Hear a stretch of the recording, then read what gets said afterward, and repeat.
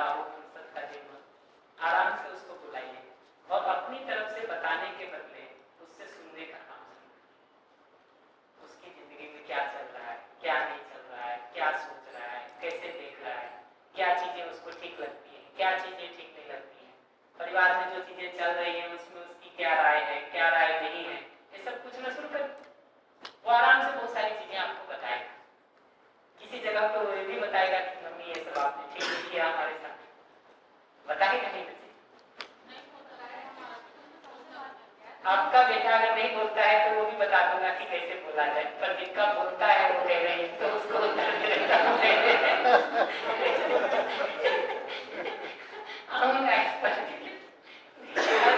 बात कर सकती है। अगर वो बोलता है उस जगह पर एकदम सिंपल बात करने की बात है कि बेटा मेरी जो समझ थी, मेरी जो परिस्थिति थी, हमको जो ठीक लगा उसके साथ हमने वो किया।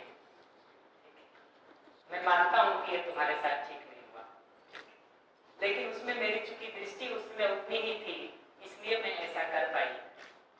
हमारी तुम्हारी ये दूरी हमको दुख देती है, परेशानी देती है, पीड़ा देती है। मैं चाहती हूँ कि ये दूरी कम हो, क्या करें इसके लिए बता। आप पूछ के तो देखिए।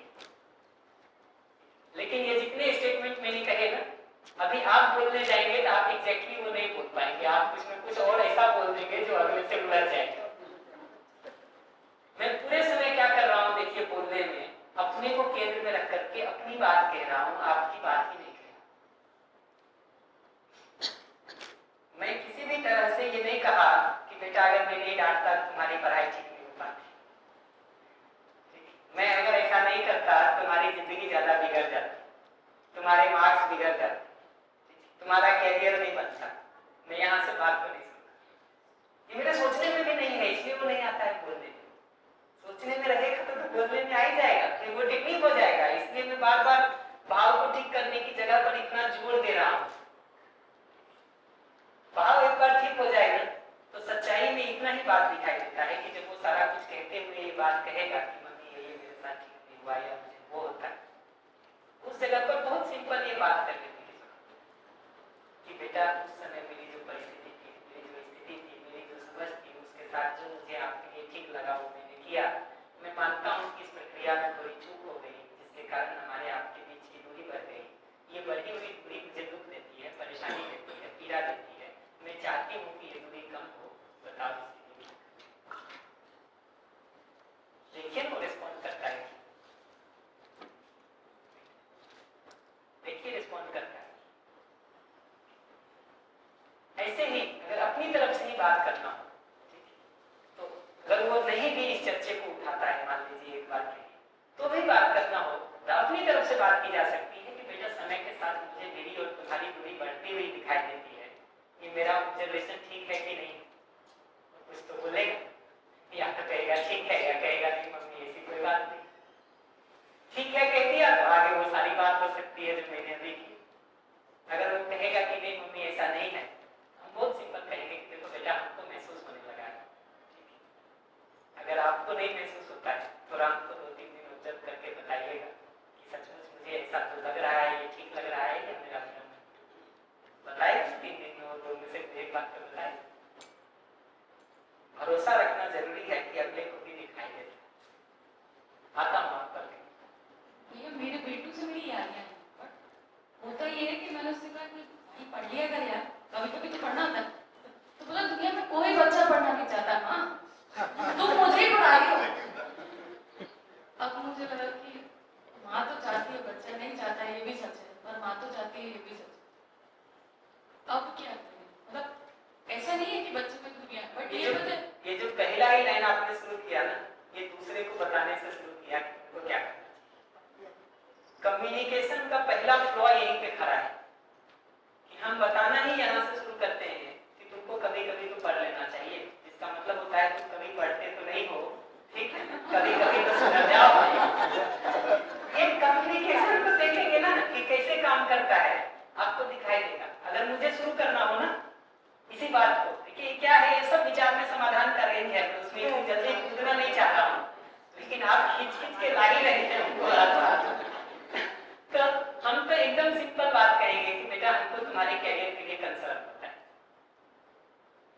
विच इज अ फैक्ट ना, हम झूठ तो नहीं बोल रहे, मैनिपुलेट तो नहीं कर रहे। हम यहाँ से शुरू करेंगे कि बेटा हमको तुम्हारे कैरियर के लिए कंसर्न हो, और मेरी जितनी समझ बनी है उससे ये लगता है कि कैरियर को ठीक रखने के लिए आज के दिन पढ़ाई करना जरूरी है। तुम जब जब पढ़ाई नहीं करते हो तो मुझे चिंता होने लगती है, परेशानी होने लगती है, तुम्हारे भविष्य का क्या होगा, बताओ मुझे क्या करना चाहिए। मुझे तो देखिए अभी बच्चे बैठे हो ना, हम अभी लाइव डेमो करके दिखा देंगे आपको। उसके तो देखिए कम्युनिकेशन का दिख रहा है, और आपकी ही बात नहीं कह रहा हूं, मैं तो झूठ नहीं बोल रहा, आपका भी कंसर्न वही होगा ना जो मैं कह रहा हूं।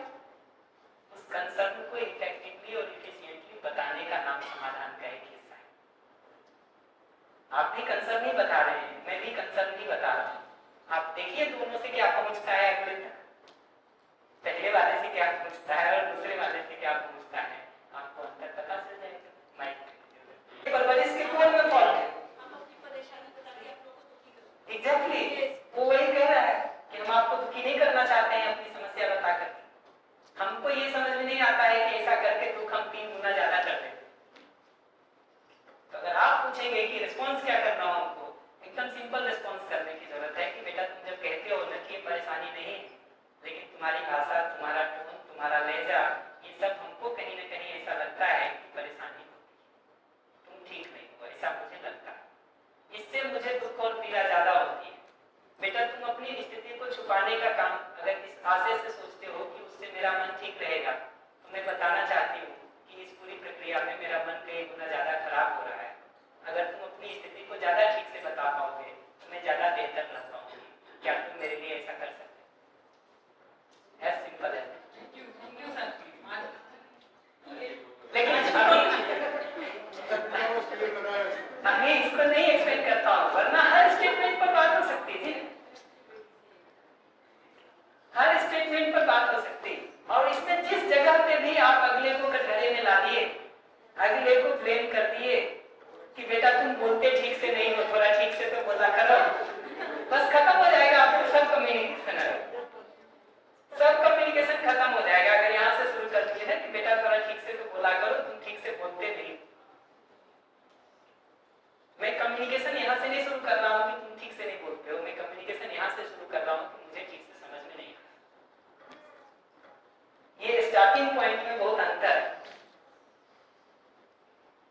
मुझे ठीक से समझ में नहीं आ रहा है, ये मेरी बात है, तुम ठीक से नहीं बोलते हो, ये आपकी बात है। उसमें हम आपको कटघरे में खड़ा कर रहे हैं कि आपको बोलने की तमीज नहीं है, आपको बोलना नहीं आता, जबकि हम अपने को खड़ा करके स्टेटमेंट कह रहे हैं तो आपको किसी भी तरह से चोट नहीं लगती बात। ये कम्युनिकेशन का फंडामेंटल जगह है बात को करने का, बट अभी रोक लेते हैं इसको।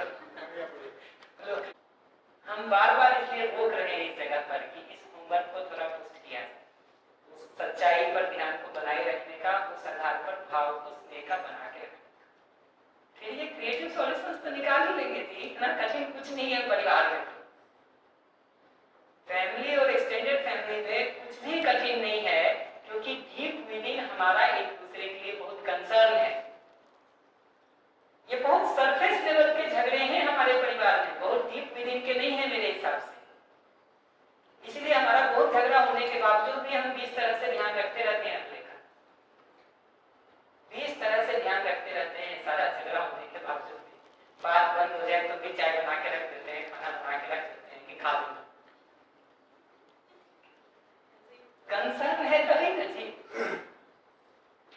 ये कंसर्न हमारे अंदर भी है, और अगला देखना शुरू करेगा तो उसको दिखाई देगा कि इवन तो अगला बात नहीं कर रहा है लेकिन उसको कंसर्न है, तब तो खाना बना के देगा। हमारा देखना ठीक हो जाए, हमारा बोलना ठीक हो जाए, सुनना ठीक हो जाए, इतने भर की जरूरत है जिसमें डीप विदिन बहुत ठीक है मामला, अभी भी इतना खराब नहीं है।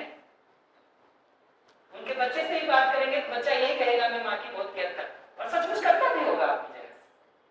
इनका भी कंसर्न है, उसमें प्रॉब्लम नहीं है, बहुत सरफेस लेवल पर हम कुछ चीजों में उलझ गए हैं, उसका रिजोल्यूशन हो जाए तो चीजें सहजता से हल हो सकती। मेरे हिसाब से तो परिवार सबसे सरल जगह है जहां जिया जा सकता।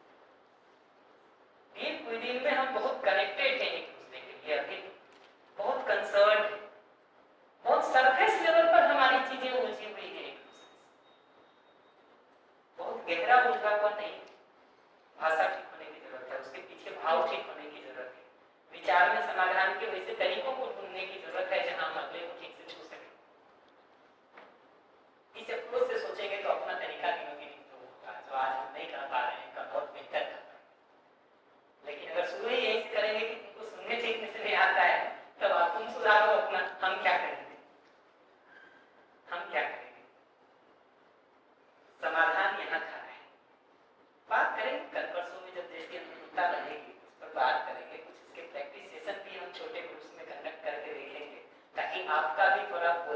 अभ्यास हो सके, क्योंकि इतने टीचर हैं आप लोग, आपको पता होगा बोलने से ही बोलना आता है, लिखने से ही लिखना आता है, सुनने से ही सुनना आता है और पढ़ने से ही पढ़ना आता है, समझने से ही समझना।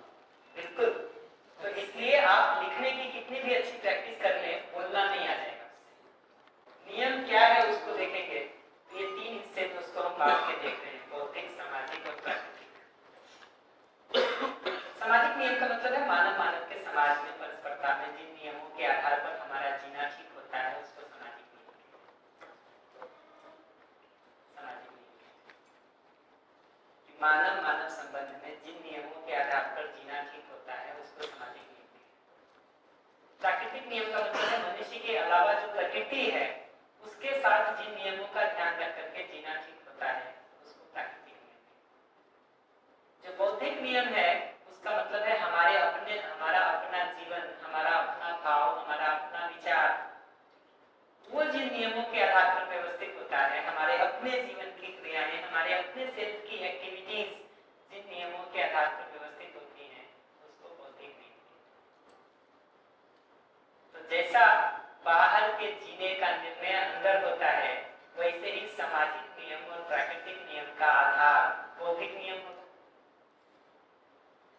ये जो प्राकृतिक नियम और सामाजिक नियम है ये बौद्धिक नियम की परछाई है। इसलिए अगर ठीक करने की अपन बात शुरू करेंगे तो बौद्धिक नियम को समझने जीने से बात शुरू करेंगे, न कि सामाजिक और प्राकृतिक नियम को जीने से। ये बात समझ में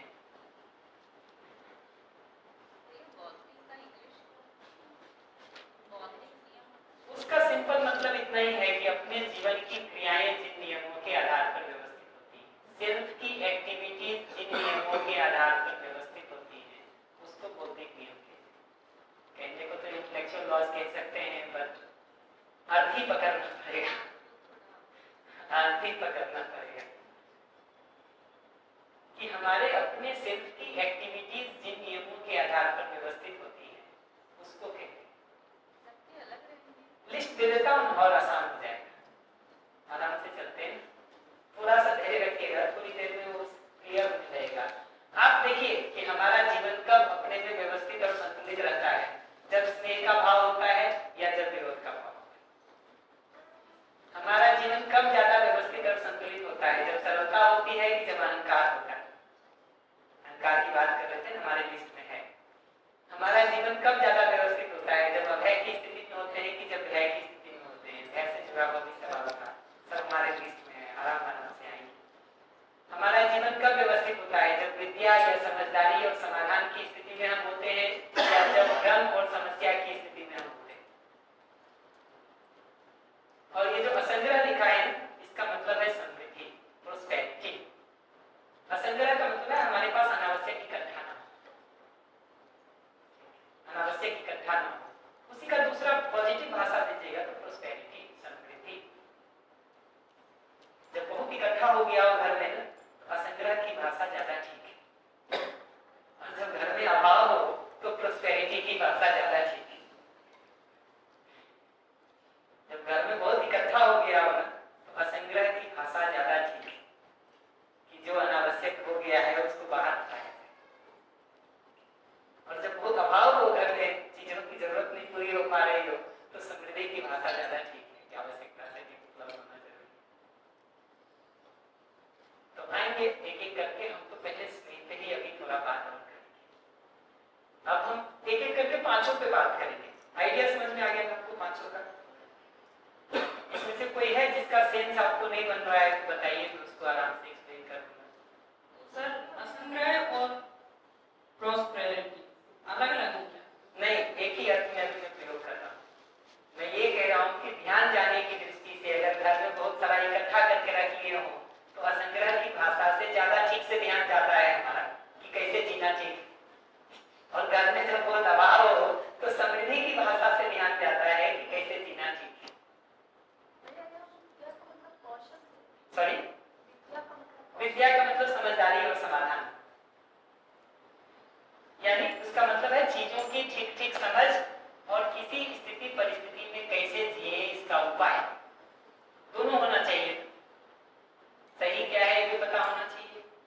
को आज की परिस्थिति में अप्लाई कैसे करेंगे ये भी पता होगा।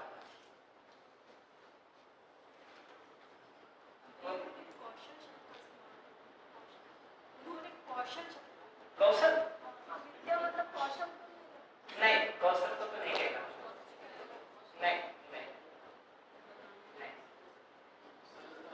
कौशल जिसको कह रहे हैं वो सारा असंग्रही असंगति में आएगा। सरलता और अभय को एक्सप्लेन करेंगे, पर सरलता का सिंपल मतलब है अभिमान का अभाव, अहंकार का अभाव, और अभय का मतलब है भय का अभाव, विश्वास की स्थिति। इस सब पर पूरा सेशन ही लेंगे जी हम लोग एक एक। कुछ क्या बहुत कुछ है लेकिन अभी सीक्वेंस पर नहीं आता हूँ, लास्ट में कर दूंगा अगर करना होगा तो। अभी तो हम स्नेह से थोड़ा शुरू करके पहले पांचों को एक्सप्लेन कर देते हैं, फिर सीक्वेंस पे आएंगे। है सीक्वेंस का मतलब तो अभी हम जो थोड़ा बात करना चाह रहे हैं वो ये कि जो स्नेह शब्द को मैं बार बार प्रयोग कर रहा हूँ उससे किस वस्तु को मैं इंगित करने की कोशिश कर रहा हूँ। जैसे मूलभूत सच्चाई में मैंने किसी बात को कहा, उस पर ध्यान बनाए रखने की बात करी, उसके आधार पर मेरा भाव स्नेह का बना हुआ है कि नहीं, उसको कैसे पहचाने। ये जो मेरा स्नेह है ये भाषा है कि ये सचमुच वास्तविकता है, उसको कैसे पहचाने। उसके लिए बहुत सारी स्लाइड्स हैं अभी एक एक करके, ताकि अपने होने का हमको पता चल सके। और अगर उसमें कमी दिखाई दे रही है तो लौट लौट करके ये देखना पड़ेगा कि मूलभूत सच्चाई पर हमारा ध्यान बना भी रहता है कि नहीं। तो स्नेह का बहुत सिंपल मतलब है अगले के लिए सुख की कामना होना, सुख की चाहना होना। तो मैं अगर आपका सुख चाहता हूं तो मेरे में आपके लिए स्नेह का भाव। मैं अगर आपका सुख नहीं चाहता हूं तो स्नेह एक भाषा है, एक शब्द है, उसके पीछे कोई वस्तु नहीं है, कोई भाव नहीं है, कोई अर्थ नहीं। इसी शुभकामना की पहचान है कि दूसरे के सुख दुख को अपने सुख दुख के समान देख पाना, पहचान पाना। इसका मतलब जितना मैं अपने सुख के लिए कंसर्न रहता हूं कि मुझे सुख हो, और जितना मैं इस बात के लिए कंसर्न रहता हूं कि मुझे दुख नहीं हो, उतना ही या उससे अधिक आपके सुख और दुख के लिए मैं कंसर्न रहता हूं, तो ये स्नेह का भाव है, नहीं तो कोई स्नेह। मैं अपने सुख दुख का तो खूब ध्यान रखूं, आपके सुख दुख का ध्यान नहीं रखूं, आप कभी मानेंगे कि मैं आपसे स्नेह करता हूं?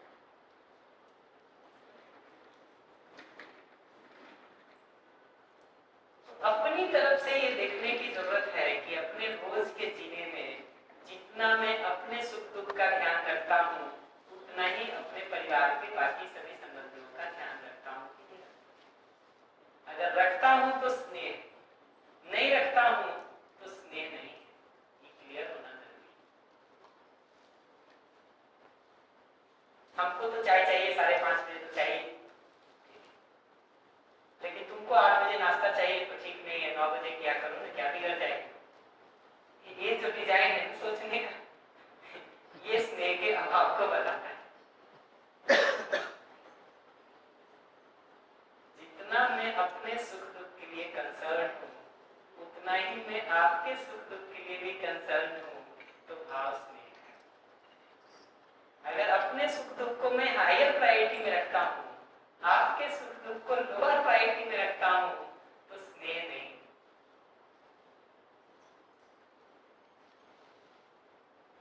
ये बात तो करने आती।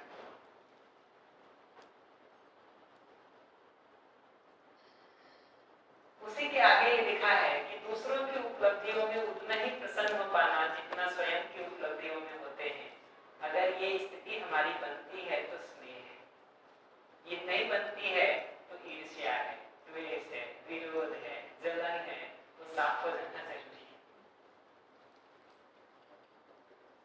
पहचानना जरूरी है कि स्नेह के भाव का मतलब, अगर आपको उपलब्धि होती है तो मुझे उतनी ही प्रसन्नता होती है जितनी अपनी उपलब्धि में होती है, तब तो हमारा आपके प्रति स्नेह।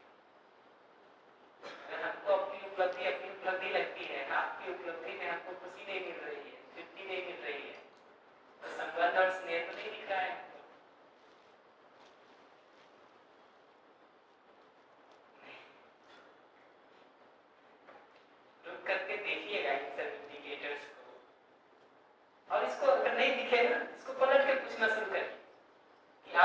उपलब्धि हो और अगला उसमें प्रसन्न हो, तब आपको लगता है अगला आपसे स्नेह करता है, या अगला उसमें मुंह लटका के घूमे तब आपको लगता है कि आपसे स्नेह करता है। ये पलट के पूछ लीजिएगा तो बहुत जल्दी जल्दी उत्तर मिलने लगेगा, सारे उत्तर बहुत सहजता से मिल जाएंगे अगर ये प्रश्न को पलट के दूसरे से पूछना शुरू कर दें।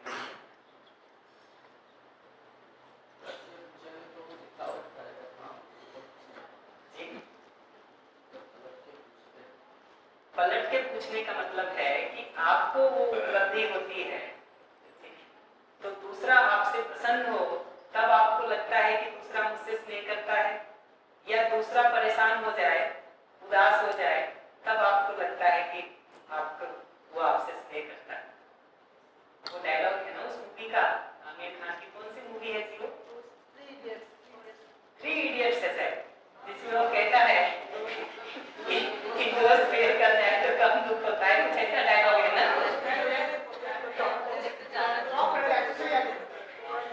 तो वो फेमस डायलॉग दोस्त का कि दोस्त फेल हो तो दुख होता है, लेकिन दोस्त आमिर खान टॉप कर जाता है, दोस्त टॉप कर जाए तो उससे बहुत ज्यादा दुख होता है।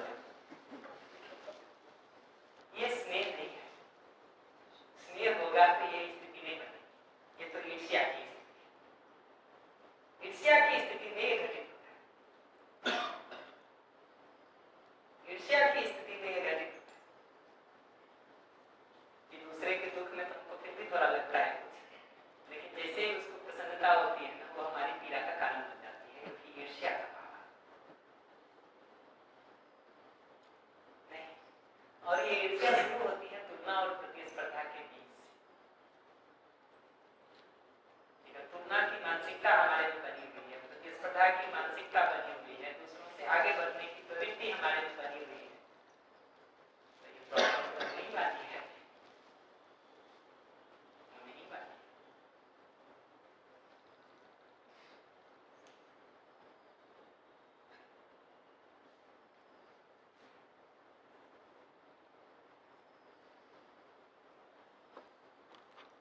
Mic please.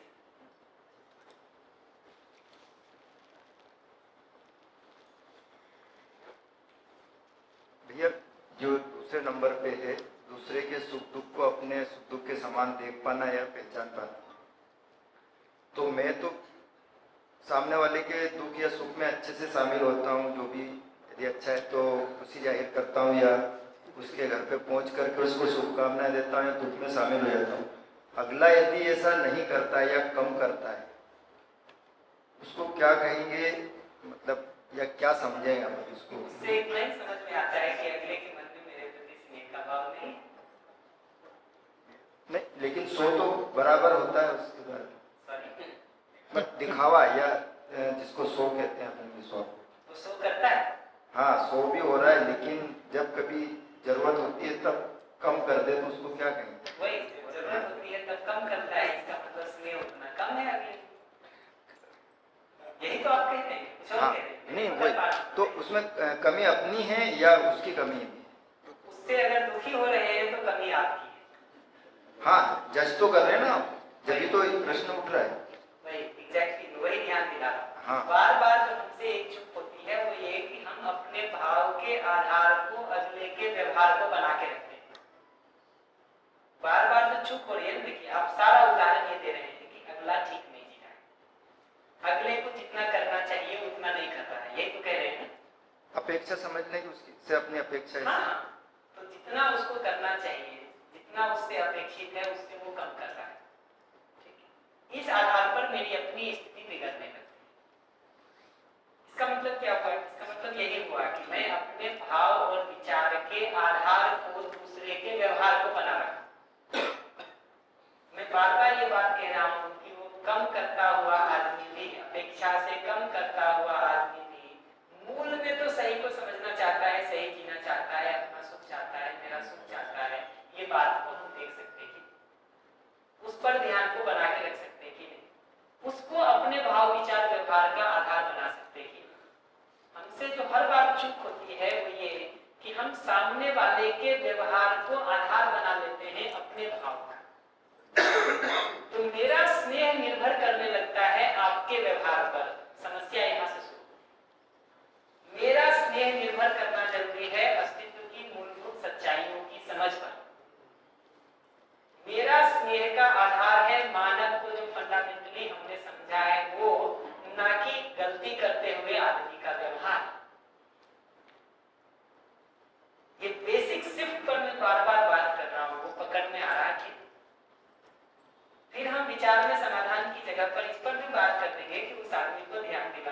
कैसे दिला सकते हैं? हमको तकलीफ पता है लेकिन आपको बार बार ये समझने की जरूरत है कि अभी अगर हमने भाव को ठीक नहीं किया है ना, तो अगले को ध्यान दिलाना हमारी मजबूरी है, हमारी बाध्यता है। हमको ऐसा लगता है कि अगला ठीक हो जाएगा तब हम सुखी होंगे। नहीं होंगे जी, आप किसी और को ढूंढ लेंगे। मैं उतनी देर से ये ध्यान दिला रहा हूँ कि ये हमको बार बार जो बाध्यता लगती है अगले को ठीक करना, और बार बार जो हम जंप कर रहे हैं समाधान पर, वो जंप इसलिए कर रहे हैं कि हमको अभी भी लगता है कि दुख का कारण अगला व्यक्ति है। अगला व्यक्ति ठीक हो जाएगा तो हम जिंदगी में ठीक हो जाएंगे, हमारा सब ठीक हो जाएगा। हमको ये पहचानना जरूरी है कि वो अगला ठीक हो जाएगा ना, हम तीसरे से दुखी होंगे, हम चौथे से दुखी होंगे, हम पांचवें से दुखी होंगे, हम छठे से दुखी होंगे, और ये प्रक्रिया तब तक चलती रहेगी जब तक हमारी परस्परता का हालात भी ठीक ना हो। लेकिन भैया दुखी नहीं हो रहे हैं तो सिर्फ जज कर रहे हैं कि ऐसा कर रहा है। दुखी अगर नहीं हो रहे हैं ना, तो फिर अगला ठीक हो या नहीं हो आपको वो परेशान नहीं करेगा। लेकिन जज कर रहे हैं अपन, वही जज करने तक हमको तकलीफ नहीं, करिए ना, लेकिन आपको दुख नहीं होना। दुख हो रहा है, परेशानी हो रही है, पीड़ा हो रही है, असहजता हो रही है किसी भी तरह से, तो वो समस्या है।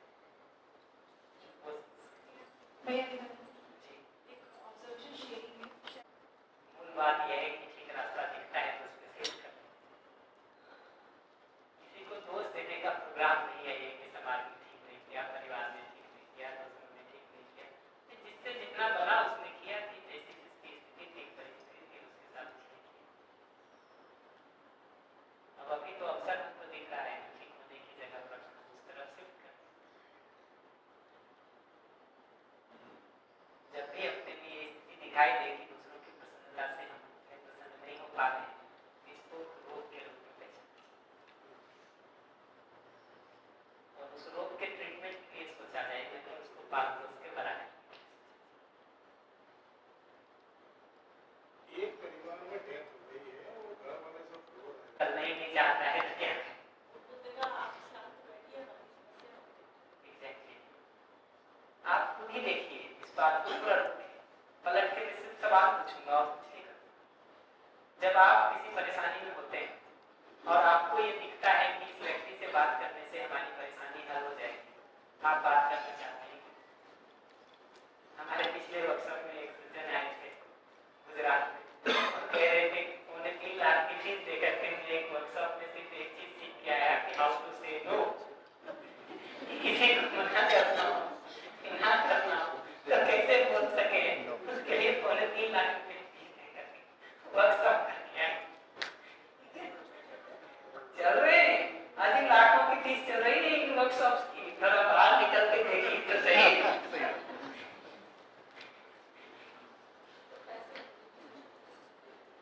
वही कह रहा हूँ, जिनको है वो दे रहे हैं। कई बार आपके बदले जो कंपनियां दे रही होती हैं तो ज्यादा आसान लगता है, तब पता भी नहीं चलता है। तो खैर लौटाते इस मुद्दे पर, तो क्या होता है कि जब अगला हमारी सलाह को सुन पाने की स्थिति में नहीं है, उससे हमको ये दिखाई देता है कि अगले को भी हमारे प्रति वो आश्वस्ति नहीं बनी है कि इससे बात करके कोई हल नहीं कर देगा। अगर वो आश्वस्ति नहीं बनी है, हमको रुक के देखने की जरूरत है कि हमारे व्यवहार में, हमारे आचरण में, हमारे जीने में कहीं ना कहीं विश्वास, सम्मान, स्नेह का अभाव है। कहीं ना कहीं हमारे जीने में दायित्व कर्तव्य के निर्वाह का अभाव है, क्योंकि अगले को जो आश्वस्ति मिलती है हमारे जीने से, वो मेरे आचरण से मिलती है, न कि मेरी भाषा और बोलने से। और ये आश्वस्ति मिलती है क्योंकि बेईमान से बेईमान आदमी भी दूसरे से ईमानदारी की अपेक्षा रखता है। जिंदगी भर दूसरों को अपमान करने वाला व्यक्ति भी हमसे तो सम्मान की अपेक्षा रखता है। जिंदगी भर हमारे साथ विरोध पूर्वक जीने वाला व्यक्ति भी हमसे स्नेह की अपेक्षा रखता है। जब मैं बोल रहा हूँ जिंदगी भर करने वाला, ये मैं उस जगह से कह रहा हूँ जो अभी हमको सामान्य रूप से लगता है। ईमानदारी से देखेंगे तो दिखाई देगा कि दिन में 4 जगह हमारे लिए समस्या किया होगा, 14 जगह ठीक भी किया होगा। लेकिन वो 14 जगह ठीक को हम देखते नहीं है, उस 4 जगह ठीक नहीं को ही देखते हैं। तो स्टेटमेंट ये बनता है कि जिंदगी भर को दुखी करने वाला व्यक्ति भी मूल में हमसे तो स्नेह की अपेक्षा सम्मान की ही अपेक्षा रखता है। उसका भरोसा सिर्फ इसलिए नहीं बनता है कि 2 में से एक बात होती है, या तो वो 20 गलती करता है, हम 5 करते हैं, हमको लगता है हम तो ठीक है, लेकिन वो तो हमारी 5 गलती को ही देख रहा है, वो तो हमारी 5 गलती को ही देख रहा है, उसको लगता है हमारे साथ तो आप ठीक जीते। या दूसरा कारण ये है कि हम अपनी गलतियों के प्रति इतने अंधे हो गए हैं कि हमको दिखाई नहीं देता है अगला उससे आहत होता रहता, आहत हो करके वो जल जाता, मर जाता, घूम जाता, पलट के जवाब देना शुरू करता, सिर खोलने पे आ जाता, लेकिन हमको पता नहीं चलता है कि हमसे कुछ किया। बल्कि हम अगर 2-4 सीधे किए हुए हो, थोड़े समझदार हो गए हो, कुछ प्रबोधन का काम शुरू कर दिए हो, तब तो बिल्कुल ये बात नहीं, बिल्कुल ये बात नहीं लगती, तब तो यही लगता है कि इसी में सब ठीक है। हमारे कहानी सुनाते रहते हैं कि एक लंगड़ा बंदा जा रहे थे, कहानी कई तरह से सुनाई जाती है। तो लंगड़े ने नीचे कहा कि मेरे पैर में कांटा लग रहा है, अंधा कह रहा है कोई चिंता नहीं करो, रास्ता तो इधर ही है, बढ़ते रहो। तो बढ़ते रहिए जी। ये पकड़ना जरूरी है कि ये जो डिजाइन हम बना लिए हैं, समझदार हमें जिम्मेदारी से तुम जियो, ये डिजाइन बहुत ठीक डिजाइन नहीं। समझदार तो हमको मानो, जिम्मेदारी तो पर तुम जियो। हमको समझने की जरूरत है कि इसमें यहाँ फॉल्ट है नहीं, ये पकड़ में आता है, ये बात पकड़ में आती है।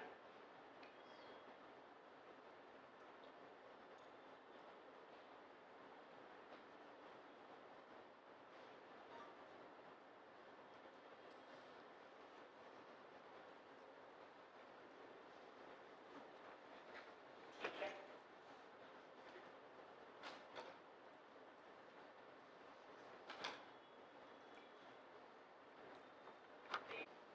इसकी अगर स्वीकृति ही नहीं है हमारे प्रति, ध्यान दिलाने का काम नहीं कर सकते। और ये तो मैं मान सकता हूं कि धन से, सेवा से दूसरों का नहीं कर सकते, भाव और भाषा से भी कर सकते हैं। आप पिछले 2-3 दिनों से हमारे साथ जी रहे हैं, हमने कोई धन से आपका कुछ नहीं किया, न भोजन से आपका कुछ किया, ना आप लोगों ने आपस में एक दूसरे के लिए धन से और भोजन से कुछ किया, तो जो ऑर्गेनाइजर लोग हैं वो कर, लेकिन व्यवहार से, आचरण से हमने निश्चित रूप से एक दूसरे को बहुत बार सुखी दुखी कर लिया। तो कहीं ना कहीं ये जो व्यवहार के ठीक होने की जगह है ना, वो हुए बिना अगले में हमारे प्रति जगह ही नहीं बनता है, तो उसके ज्ञान का हम बहुत ज्यादा कुछ काम भी नहीं कर पाते। और ठीक है, सेवा बहुत कर सके या न कर सके, छोटी छोटी चीजों में वो दिखाई देता है कि हमारी प्रवृत्ति क्या है, हमारी मानसिकता क्या है। ये कोई बहुत बड़े बड़े चीजों में देखने की भी बात नहीं है। जैसे मैंने एक छोटा उदाहरण दिया ना आपको कि अगर कहीं से हम फल मंगवा के रखे हैं और आपको हमको देना है, ये 2 संभावना है, हम आपको फोन करके बुलाएंगे, एक संभावना है, मैं जा करके दूंगी, दूसरी संभावना, 1 मिनट का ही फर्क पड़ेगा दोनों। वो 1 मिनट भी हम खड़े रह के कोई पहाड़ तोड़ देंगे ऐसा नहीं, लेकिन उतने से भी पता चलता है अपने को whether you have a sense of care for the other or not, क्या आप अगले का ध्यान रखते हैं कि नहीं रखते हैं, वो पता चलता है उसको। तो ऐसा मैं भी मानता हूं कि धन से और सेवा से बहुत कुछ तो नहीं कर सकते, परिवार के लिए तो कर सकते। पहली बात तो यही कहूंगा कि परिवार में ही सेवा वाला भाग और भाव वाला भाग हम ठीक कर लें, ताकि परिवार को स्मूथ हो जाए। जिस जगह पे हम काम कर रहे हैं वहीं पर सेवा वाला और भाव वाला भाग हम ठीक कर लें, ताकि वो जगह तो स्मूथ हो जाए। और फिर जब हम समाज के लिए काम करने जाते हैं तो जितनी थोड़ी देर के लिए भी हमारा एक दूसरे के साथ इंटरेक्शन होता है, उतनी देर का भाव तो कम से कम ठीक है। अगर हमारे भाव से, हमारे व्यवहार से आपको चोट लगने का काम शुरू हो जाए, आप कितना सुनते हैं। यहाँ पे बैठे हुए भी कुछ न कुछ अंदर चल रहा हो। हम लोग 10वीं बार ऐसा हुआ है बहुत, मेरे तो अपनी जिंदगी के ही बहुत सारे एक्सपीरियंस हैं जहाँ हमने लोगों को आहत कर दिया हो। तब वॉलंटियर्स हुआ करता था, जहाँ लोगों को आहत कर दिया हो, आदमी 3 दिन 4 दिन वर्कशॉप में बैठता है, एक भी बात सुनने के बदले कमियां ढूंढता है, कमियां ढूंढता है। तो प्रक्रिया में ये बात दिखाई देती है कि कम से कम सेवा में, सुविधा में, अपने परिवार और नजदीकी संबंधों में कर सके इतना तो जरूरी है। वो भी नहीं कर रहे हैं तो बात साफ हो जानी चाहिए कि कोई स्नेह हो नहीं। स्नेह एक भाषा है हमारे लिए, भाव नहीं। और एक्सटेंडेड जगहों पर हम सेवा से, सुविधा से बहुत नहीं भी कर सकते हो, लेकिन खड़े रहते हुए जितना कर सकते हैं भाव के रूप में या सहयोग के रूप में, उतना भी कर रहे हैं। जो थोड़ा बहुत ही हमारा इंटरेक्शन हो रहा है एक दूसरे के साथ, वो स्नेह और सम्मान पूर्वक है या विरोध और द्वेष पूर्वक है, अहंकार पूर्वक है कि सरलता पूर्वक है, इतना तो हो ही सकता है। अगर आपको हमारे जीने में अहंकार दिखाई दे, हमारे जीने में विरोध दिखाई दे, और वो अभी हो सकता है 2 मिनट में अगर मैं बदल जाऊं, 2 मिनट में हो सकता है, आगे वो आपको सुनने ही नहीं देगा। कैसे सुनिए?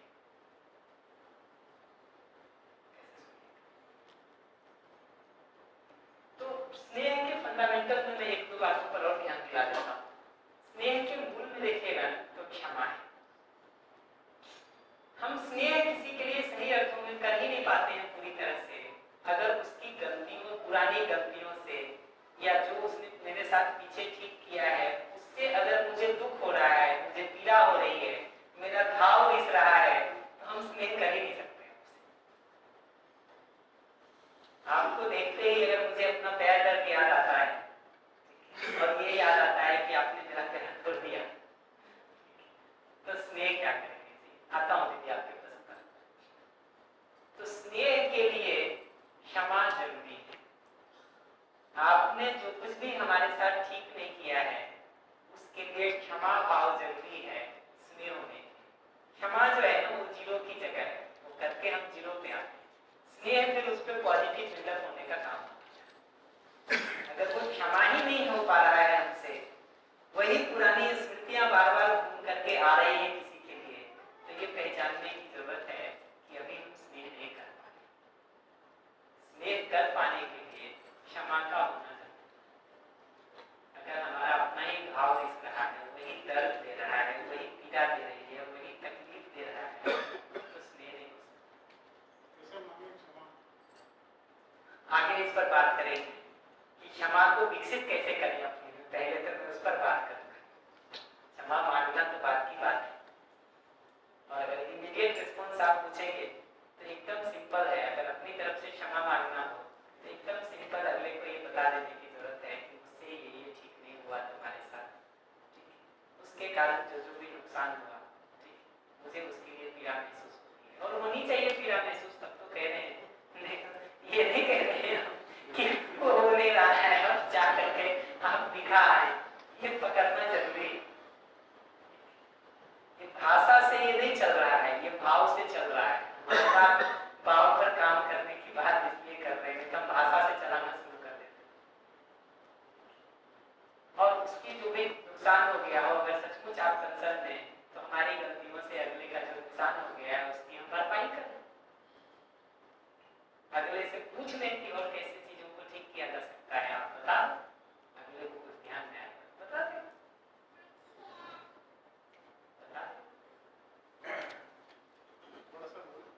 जरूर माइक ले और हमारे अंदर कोई दुख नहीं रहता है, अगले से शिकायत नहीं रहती है और अपने अंदर कोई पीड़ा नहीं, ये दोनों से फ्री हो गए हैं तो समझिए कि अगले को आप क्षमा कर पाए।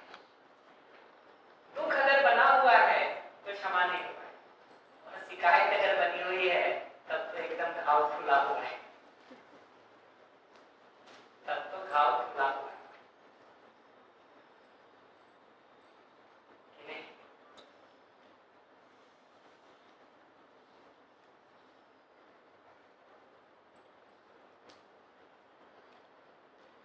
आजकल थोड़ा ऐसा चल बात करेंगे वो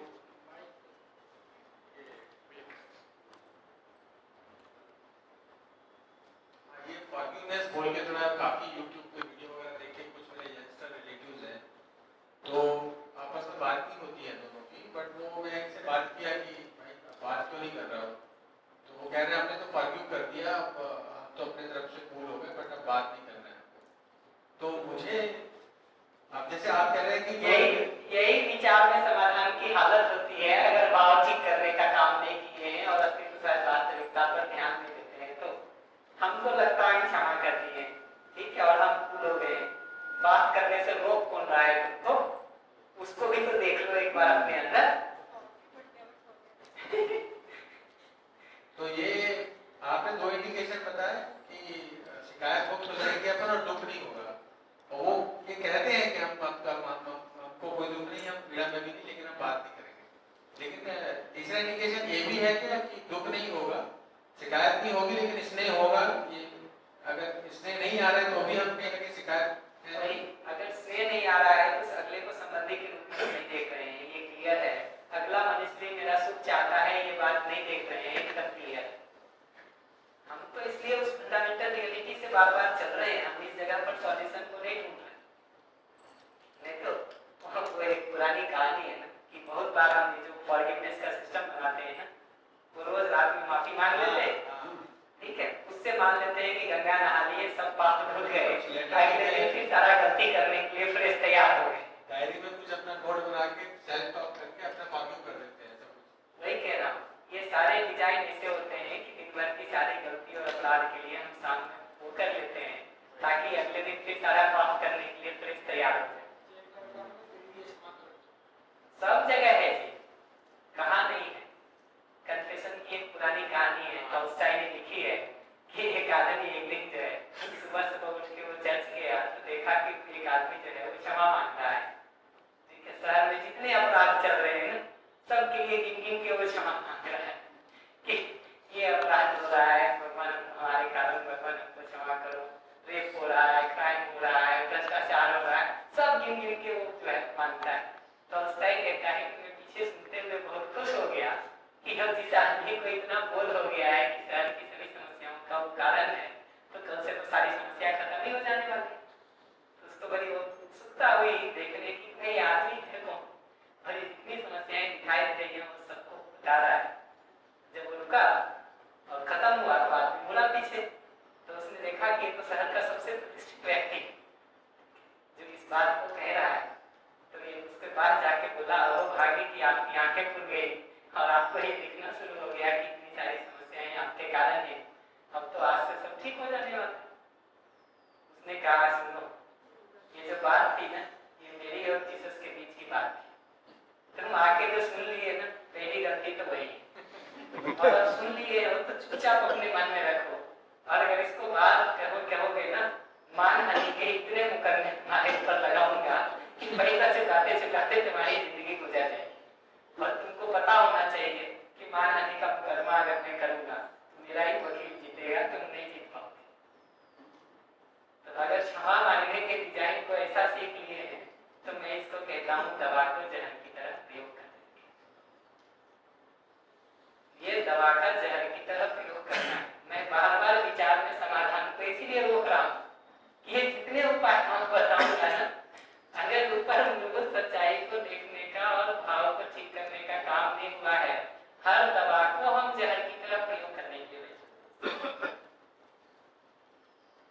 फिर कहेंगे काम नहीं करता है समाधान। काम कैसे करेगा जी, काम कैसे करेगा?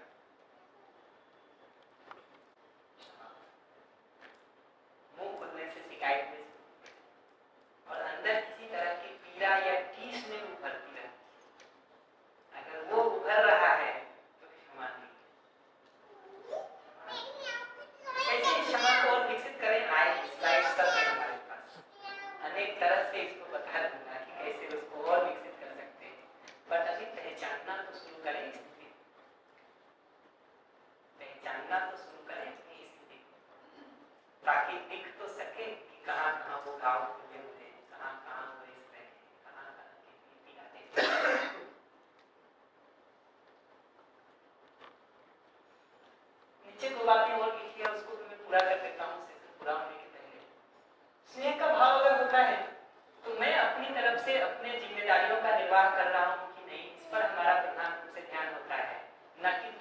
साथ कर रहे हैं कि नहीं, इस पर मेरा प्रधान रूप से ध्यान है। अगर दूसरों से ही हम हिसाब लगा रहे हैं तो इसका मतलब हमारे स्नेह का भाव नहीं है। स्नेह, और इसको आप बहुत सहजता से देख सकते हैं। हमारे घर में कोई ऐसा व्यक्ति आता है जिसके लिए हमारे मन में स्नेह का भाव, तो उसके लिए चाय नाश्ता देने में हमको तकलीफ नहीं होती, बल्कि प्रसन्नता। खाना बनाना बोझ नहीं होता। उसी की जगह कोई ऐसा दूसरा व्यक्ति आ जाए जिसके लिए हमारा भाव ठीक नहीं हो, चाय नाश्ता फिर भी देते हैं, कभी कर्सी के कारण, कभी हस्बैंड का दोस्त है इसके कारण, कभी ससुर जी के कोई रिश्तेदार है इस कारण से करते तो हम सब, लेकिन वो एक एक काम करना हमको बोझ की तरह लगता रहता है और पूरे समय हम मन ही मन चिढ़ते रहते हैं कि यार ये आदमी कहाँ से उठ के आ गया, कब जाएगा। तो स्नेह के भाव से भरे होने पर दूसरे को सहयोग करना हमको खुशी देती है, हमको प्रसन्नता देती है। ये जितने उदाहरण मैं प्रयोग करता हूँ, मैं जानता हूँ कि वो पूरी तरह से स्नेह नहीं है, लेकिन स्नेह का बहुत सारा रूप वहां दिखाई देता है। और कई बार कुछ मोह मिले होने के बावजूद भी या स्नेह में कुछ कमी होने के बावजूद भी उतने इंडिकेटर पूरे हो जाते हैं, तो स्नेह में तो उससे ज्यादा ही पूरा होगा। कम क्यों होगा? कम क्यों? जी करेंगे ना, उस पर आएंगे धीरे धीरे आगे। पर अभी तो मैं कह रहा हूँ कि अपने परिवार, अपने नजदीकी संबंध, अपना ऑफिस, अपना एक्सटेंडेड फैमिली, कम से कम इतनी जगह पर ही तो हम चीजों को ठीक कर। और मेरे जैसे लोगों की तो स्थिति है जी कि हम ज्यादातर लोगों का परिवार का स्थिति जानते हैं, अपना भी जानते हैं, बगल वाले का भी जानते हैं, तीसरे चौथे का भी। मेरा तो देखना यह है कि अगर अपना परिवार का, एक्सटेंडेड फैमिली का और ऑफिस का प्रॉब्लम सॉल्व हो जाए तो ज्यादातर लोगों की 99% से ज्यादा प्रॉब्लम। इसलिए मैं फोकस उस जगह पर, बात तो समाज की भी की जा सकती है, व्यवस्थाओं की भी की जा सकती है, किसी फ्रंट पर उसको कर भी रहे हैं हम लोग, ऐसा नहीं है कि नहीं कर रहे। अभी 3 दिन पहले वर्धा की एक मीटिंग में इसी पर चर्चा करके आ रहे हैं कि समाज और व्यवस्था कैसे ठीक हो। कुछ वर्कशॉप्स उसके लिए भी डिजाइन करने का सोच ही रहे, वो कैसे ठीक हो सकता है। परिवार के लिए हमारा कंसर्न एक दूसरे के लिए बहुत अधिक है ना। अगर उसी जगह पर हम नहीं कर पा रहे हैं तो समाज में एक दिखावा है। बड़े बड़े समाज के बने हुए स्ट्रक्चर ना एक धक्के को भी नहीं झेल पाते। एक धक्का लग जाए, अगले दिन वही आदमी आपको लौट के एक दूसरे के साथ झगड़ा करता हुआ दिखाई देगा, वही आदमी एक दूसरे को गाली गलौज करता हुआ दिखाई देगा। एक दिन में हो जाता है, ठीक है। और लकीर खींचनी शुरू हो जाती है, यहाँ तक जमीन हमारी, यहाँ तक जमीन तुम्हारी, यहाँ तक के घर हमारे, वहां तक के तुम्हारे। परिवार में हम कम से कम 50 बार इन समस्याओं को सॉल्व आउट करने की सोचते हैं और साथ जीने करने की सोचते हैं। वहां तो एक वैचारिक मतभेद हो जाए ना, उतने पर्याप्त होता है एक दूसरे से दूर होने। बड़ी बड़ी संस्थाओं को हमने टूटते देखा। तो अपने निर्वाह पर हमारा प्रधान रूप से ध्यान होता है, अगर स्नेह का भाव होता है, न कि दूसरे कैसा जी रहे हैं इस पर प्रधानता से ध्यान होता है। और आखिरी बात ये लिखी हुई है कि हम अपनी रिस्पॉन्सिबिलिटी, दायित्व उसका हम स्वेच्छापूर्वक अपनी ही इच्छा से प्रसन्नता के साथ निर्वाह करते हैं, न कि बोझ की तरह। जितना जितना बोझ लग रहा हो उतना उतना स्नेह नहीं, उतना उतना स्नेह नहीं। स्नेह होता है तो अगले के लिए करना हमको बोझ नहीं लगता। जहां भी स्नेह नहीं होता है, छोटा से छोटा काम करना भी हमको बोझ लगता है। और चूंकि मैं इसको परिवार और एक्सटेंडेड फैमिली के साथ देख रहा हूँ, इसलिए ये कनेक्शन को देखेंगे तो भाव, सेवा, सुविधा और ज्ञान, ऐसा इसका क्रम बहुत निर्णयपूर्वक लिया है कि भाव वो जगह है जो आप सबके साथ जी सकते हैं, परिवार में भी, समाज में भी और बाहर भी, जितना फैल करके जीना चाहें भाव में जी सकते हैं, क्योंकि भाव में कमी नहीं होती। भाव में आप जितना जिए उतना वो पुष्ट होता है, उतना वो मजबूत होता है, उतना वैसा जीने का अभ्यास बढ़ता है।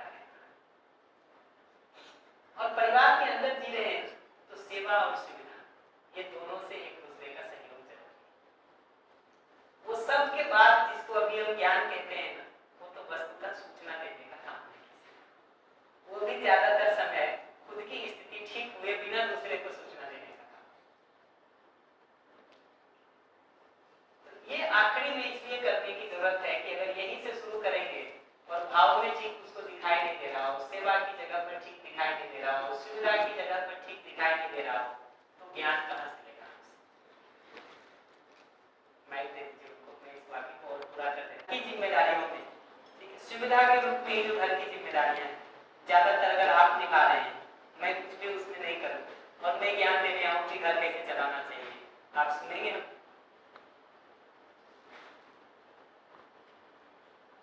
आप बीमार हो, मैं एक गिलास पानी देने में भी तकलीफ महसूस करता हूँ और फिर ज्ञान देने आऊँ आपको, आप सुनेंगे? हमारे भाव में स्नेह दिखाई नहीं देता है, शिकायत दिखाई देती है, विरोध दिखाई देता है, हर बात पे कोई ना कोई ब्लेम दिखाई देता है और फिर हम ज्ञान देने आए आपको, आप सुनेंगे? तो यहाँ ज्ञान शब्द का प्रयोग जिसको सामान्य रूप में हम ज्ञान कहते हैं उस आशय से किया है, क्योंकि अगर सही अर्थों में ज्ञान होगा तो भाव ठीक होगा, ये सेवा हम करेंगे, ये सिद्धा का वो करेंगे। लेकिन ये इंडिकेटर पहले हमने इसलिए रखा है कि अभी हम मान तो लेते हैं कि हमारे पास ज्ञान हो गया है, लेकिन भाव के रूप में वो स्थिरता नहीं होती है, सेवा के रूप में करना नहीं होता है, सुविधा के रूप में सहयोग नहीं होता है। हमको लगता है भाषा से ज्ञान देने से पहुंच जाएगा, ऐसी बात। भैया मेरा प्रश्न था कि विद्यालय में बहुत सारी जवाबदारी होती है व्यवस्था को चलाने के लिए, जो जवाबदार व्यक्ति होता है कभी कभी ये दिक्कत आती है प्रैक्टिकली कि वो ध्यान नहीं देता, उस कारण अव्यवस्था पूरी हो जाती है। तो क्या मुझे उन्हें ध्यान दिलाना चाहिए? क्योंकि जैसे ध्यान दिलाने जाते हैं तो वो समझता है ज्ञान देने आ गया, तो बड़े अधिकारी को थोड़ा सा ध्यान दिलाओ तो वो उसको अपमान जैसा लगता है। पर फिर भी अगर ध्यान नहीं दिलाते तो अंदर चल रहा है क्या, व्यवस्था कैसे सुधरे? क्योंकि क्या होता है विद्यालय व्यवस्था पूरा सामूहिक प्रयास है, तो फिर हमें उन्हें ध्यान दिलाना चाहिए कि नहीं दिलाना चाहिए? दो काम करने की जरूरत है। पहले तो अपनी सीमा में जो ठीक हो सकता है जितना, वो हम कर रहे हैं कि नहीं, ये पहचानने की जरूरत है। दूसरे को ध्यान दिलाने का या दूसरे को क्या करना चाहिए ये हमको बहुत जल्दी पकड़ लेते हैं।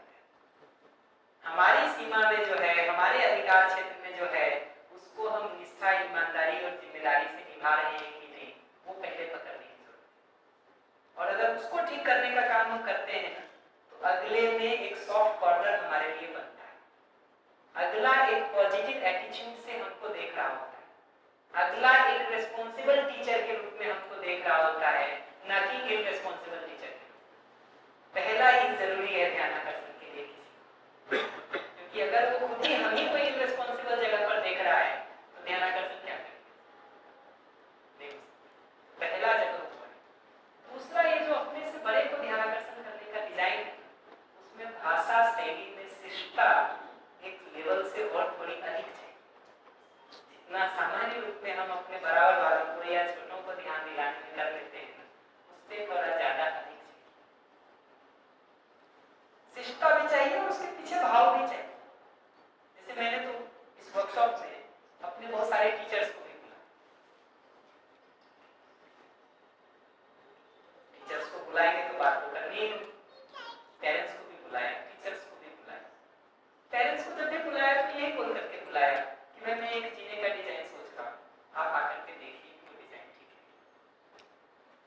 और सचमुच मेरा आशय भी यही है, मेरा आशय ये नहीं है कि मैं निर्णय लेके बैठा हुआ हूँ कि मुझे तो यही करना है और मैनिपुलेट करना है।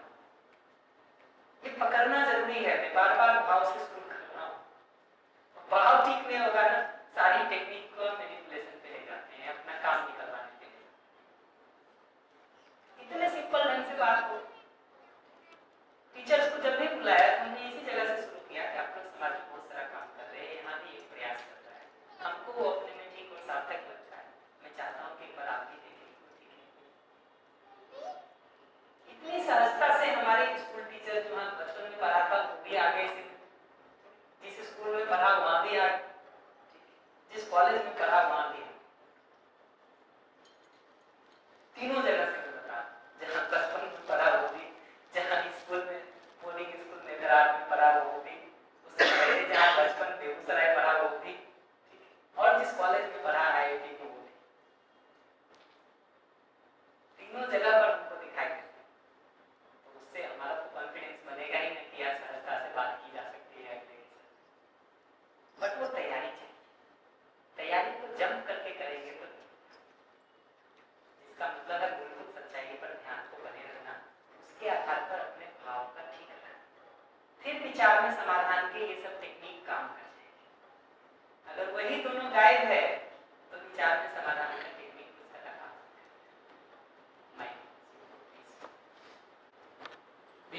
पे जो भाव की बात आती है, तो भाव तो सेल्फ में बने ही हुए हैं, क्योंकि जब जीने के लिए जाते हैं तो जब सेल्फ को या मैं अपने को देखता हूँ तो मैं तो भावों से भरा ही हुआ, उसमें भाव का अभाव तो कहीं दिखता नहीं। अब बात आती व्यवहार में, जब जैसे भाव के लिए कोई शब्द नहीं है, कोई वाणी नहीं है, और उसको प्रकट करने के लिए इसे किसी के प्रति आदर का भाव है तो क्रियात्मक रूप में दिखता है नहीं दिखता है वो अलग है। लेकिन जो भी आचरण व्यवहार में उस भाव को जैसे अभी कह रहे ना कि सुनिश्चित करना, लाना, व्यक्त करना, तो ये मतलब ऐसा लगता है ये तो सेकेंडरी स्टेप है। भाव तो जहाँ मैं अपने मूल स्वरूप में देख पाता हूँ तो वहाँ तो भाव बने हुई है, वहाँ भाव का अभाव तो समझ में ही नहीं आता है। यदि मैं अपने मूल जब मैं अपने मूल स्वरूप में हूँ तो वहाँ भाव का अभाव दिखता नहीं। इस पे थोड़ा भैया मैं तो इतनी देर से कह रहा हूँ ईर्ष्या से बाहर होना चाहिए, जब आप देखते हैं कि मैं भाव से भरा हुआ हूँ तो मुझे खुद ही ईर्ष्या होने लगी थी आपसे।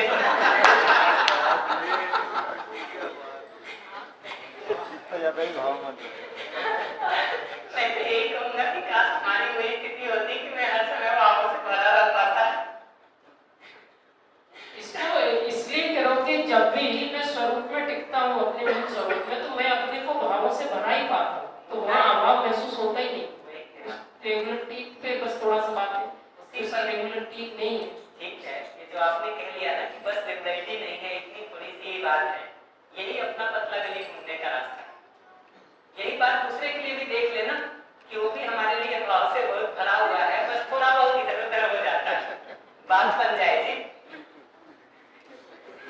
गेम जो हम खेलते हैं ना वो फेयर नहीं खेलते, अपने लिए रूल अलग होता है, अगले के लिए रूल अलग होता है, और उसका गेम अलग होता है। हमारे लिए नियम अलग है, हमारे लिए नियम अलग है, और फिर ये प्ले हो रहा है। अपने लिए ऐसा देख रहे हैं, दूसरे के लिए भी देख लेना, बात बदल जाएगी। फिर बात बदल जाएगी। ये भी क्लियर कि दूसरा भी भावों से भरा हुआ है, ये भी महसूस अगर ऐसी बात होती है तो पलट के दो सवाल अपने से पूछना चाहिए। एक ये कि भाव से भरे होने के बावजूद भी हमारी भाषा नियंत्रित क्यों नहीं है? भाव से भरे होने के बावजूद भी अपने रिस्पॉन्सिबिलिटीज को निर्वाह करने को हम निष्ठा और तत्परता से क्यों नहीं लगे रहते? भाव से भरे होने के बावजूद भी दूसरों से हमको शिकायत अगर होती है तो क्यों होती है? और ये सब आपको बिल्कुल अगर नहीं होता हो तो आपके करने के लिए कुछ भी सोच नहीं है। I will be more than happy to give this certificate to you. बहुत अच्छी बात है कि अगर दूसरे से कोई शिकायत नहीं है, कोई परेशानी नहीं है, कोई समस्या नहीं है, अपनी तरफ से सारी जिम्मेदारियों को निर्वाह करने में हम तत्पर रहते हैं, भाव भी हमेशा बना रहता है, इससे अच्छी बात क्या होती है? दूसरों को प्रेरणा दिया जाए उसके लिए। तो मैं कोई मूल्यांकन नहीं करने वाला हूँ, मैं तो सिंपल आपके जो वो है वर्डिंग है, सत्यापन है, उस पर भरोसा करके चलते हैं। आप कहेंगे सब ठीक है, टाइम को देने हैप्पी, बहुत अच्छी बात है।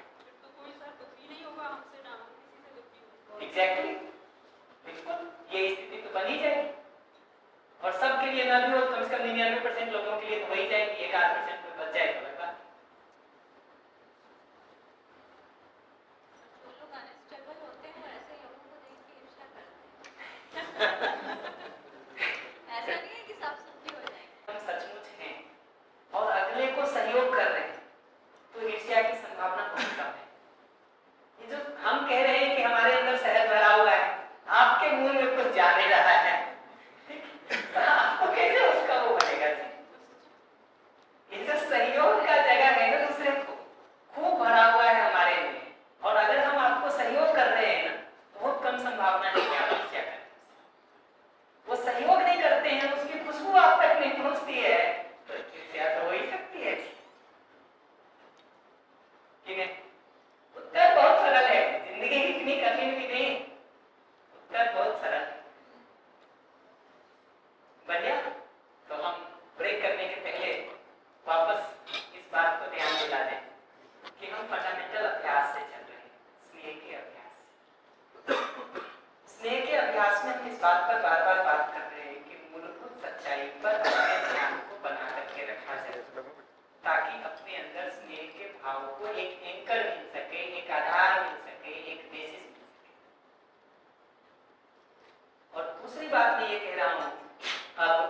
कि भाव की जगह पर भी खड़े होके ये बात को देखा जाए, भाव के प्रति सजग होके भी ये देखा जाए कि जिसको मैं स्नेह कह रहा हूँ उसमें ये सारे कंडीशन फुलफिल हो रहे हैं कि नहीं, ये सारी शर्तें, ये सारी बातें हमारे स्नेह में समाहित है कि नहीं, उसके लिए लागू हो रहा है कि नहीं, उसको देखा जाए।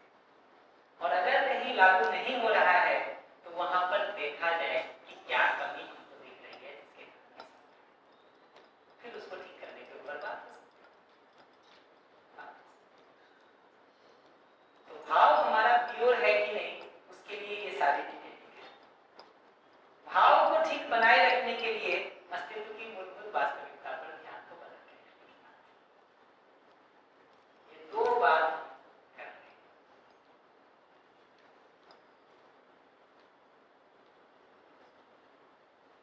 ठीक है, कल हम थोड़ी इसकी